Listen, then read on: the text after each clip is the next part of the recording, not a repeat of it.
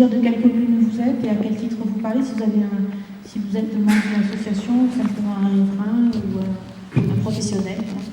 Monsieur Jean-Claude Gégoudez, maire de Brézy-sur-Seine et vice-président de la communauté de communes Bressé-Montois en charge du numérique.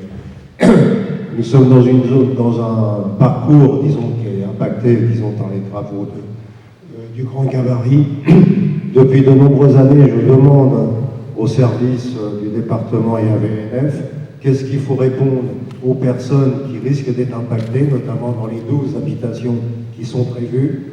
On fait des échanges de terrain, on passe par les notaires et on est incapable de me dire qu'est-ce qu'il faut mettre, quelles sont les restrictions à apporter. Alors je pense quand même au stade où on en est, on doit être capable de donner des instructions précises. D'accord. Votre question, c'est, on a parlé des 12 bâtisses. Des 12 bâtisses, et puis il y a aussi des terrains qui sont impactés. Les terrains se vendent actuellement. Qu'est-ce qu'on dit aux gens? Parce qu'actuellement, on ne leur dit rien. Donc moi je leur dis qu'il y a un projet de Seine à grand gabarit, mais je suis incapable de donner des précisions, quelle que va être la restriction par rapport à la berge de Seine. Avant on parlait de quelques mètres, moi je donne 9,50 mètres, bon, qui sont basés sur différentes choses. Maintenant j'ai besoin de précisions, sinon je les renvoie vers vous. D'accord, merci monsieur le maire. Est-ce qu'il y a d'autres questions en lien avec cette question-là? Donc on va répondre. Voilà. À quelle date on peut avoir des précisions sur ces servitudes, ces contraintes pesant sur ce foncier?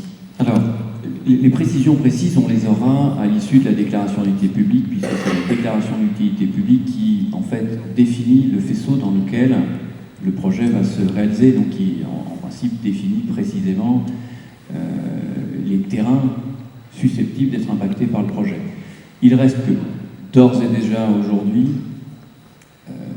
au stade où nous sommes arrivés maintenant, on peut effectivement commencer à dire aux gens, vous allez être impactés sur telle distance. Et je le disais en aparté, on échangeait avec Jean Internet en aparté, mais on va aller voir ces 12 personnes, ces 12 familles, ces 12 propriétaires, pour leur dire la manière dont ils seront impactés, voilà, dans les prochaines semaines, dans les prochains mois. Donc aujourd'hui, ou s'ils le souhaitent, ils peuvent se tourner vers nous. Aujourd'hui, nous sommes en tout cas bien plus qu'avant en mesure de leur dire, voilà, votre terrain, il sera impacté sur telle profondeur parce que nous allons avoir besoin de tracer une courbe de cette nature-là. Il y a encore très peu de temps, en fait, les études étaient insuffisamment avancées pour pouvoir donner cette information de manière précisée. C'est toujours difficile de donner une information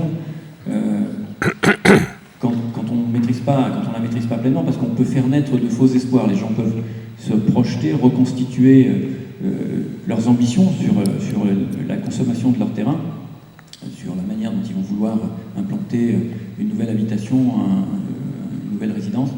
Et donc évidemment, on est très, très précautionneux, peut-être parfois trop par rapport à ça, mais le but c'est d'éviter que les gens ne se fassent de faux espoirs sur la manière dont ils vont être impactés. Donc aujourd'hui, on peut, avec une grande précision, on doit pouvoir leur répondre aujourd'hui sur la manière dont leurs terrains seront consommés, entre guillemets,